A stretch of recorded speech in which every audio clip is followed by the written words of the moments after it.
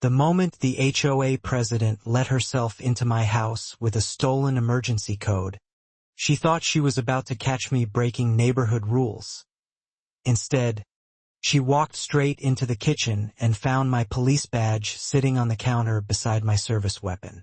Yeah, her whole body went white. I'd lived in that neighborhood for almost 2 years at that point. Quiet little suburb outside Dallas. Decent houses, manicured lawns. The kind of place where people wave at you but still report your trash cans to the HOA if they're visible for more than 6 minutes. You know the type. I work law enforcement, mostly nights, and honestly, after spending 12 hours dealing with drunk drivers, domestics, and people screaming at each other in parking lots, the last thing I wanted was drama at home. So I kept to myself. Didn't tell anyone I was a cop. Didn't have stickers on my truck. Nothing. Then came Linda. Linda was the HOA president, late 50s maybe, always cruising around the neighborhood in this little golf cart like she was patrolling Fallujah. Clipboard, sunglasses, fake smile. The whole package. At first it was little things. She fined me because my trash cans stayed out until noon after my overnight shifts. Then she claimed my grass was visually inconsistent with community standards. Whatever the hell that means. One afternoon I was changing oil in my truck, and she rolled up acting like I was dismantling a transmission in the driveway.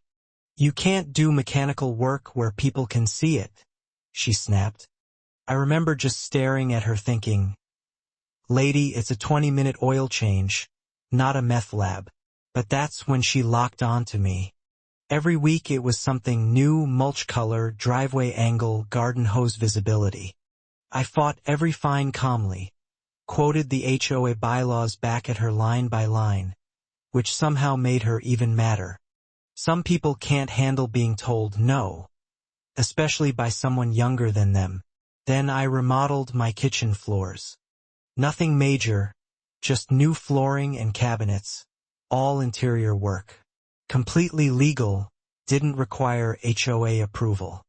But Linda saw contractors at my house and apparently took that personally. A few days later, I got a certified letter demanding an interior inspection. I actually laughed reading it. So I emailed the board directly and told them, politely but clearly, that the HOA had absolutely zero authority over the inside of my home. And if anyone entered my property without permission, I treat it as trespassing. That should have been the end of it. It wasn't. The next Tuesday morning, I got home after a brutal overnight shift. Multi-car pileup, foot chase, whole mess. I was exhausted. I tossed my duty belt and badge on the kitchen counter, drank some water, and passed out on the couch downstairs still wearing my tactical pants. About an hour later, I woke up to the sound of my front door unlocking. Not knocking, unlocking. Every nerve in my body lit up instantly. I stood up quietly and looked toward the kitchen just as Linda walked into my house holding an iPad. "HOA inspection," she sang out casually, like this was perfectly normal. "I know you're at work." I couldn't even process what I was seeing at first. Turns out the previous homeowner had installed one of those emergency medical lockboxes outside for paramedics, and apparently Linda had kept the access code after he moved out. She'd literally let herself into my home because I told her no. And here's the creepy part. She wasn't nervous at all. She was taking pictures. My kitchen, my cabinets, my living room, muttering things to herself like, "Unapproved trim." While snapping photos, I stepped into the doorway and said, "What exactly do you think you're doing?" She jumped so hard she nearly dropped the iPad. Then she got angry. "You refused inspection authority," she barked. "I have probable cause." Probable cause. An HOA president actually said that to me. I almost laughed. Then she marched toward the counter and froze. Her eyes landed on my duty belt first, then my badge, then the pistol. The silence after that was incredible. "You're a police officer?" she whispered. Yep, I said. And right now you're standing inside my home illegally. Everything changed instantly. The arrogance disappeared. Suddenly it was all excuses. This is a misunderstanding. I'm acting on behalf of the HOA. I have community authority. I picked up my phone and called the county sheriff. Right in front of her. That's when she completely unraveled. She started crying, then threatening lawsuits, then demanding respect, then crying again. At one point she actually tried to leave, but I told her if she fled after unlawfully entering my home, that would make things even worse. The deputies showed up fast. And the second Linda screamed, I'm the HOA president. I have rights here. One of the deputies looked at her and said, Dead serious.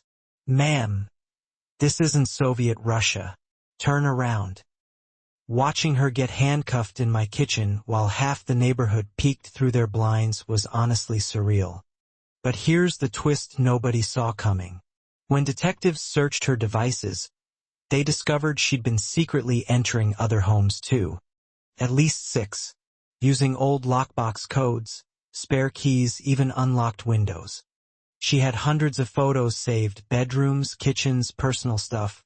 Also, she could build HOA violation cases against people.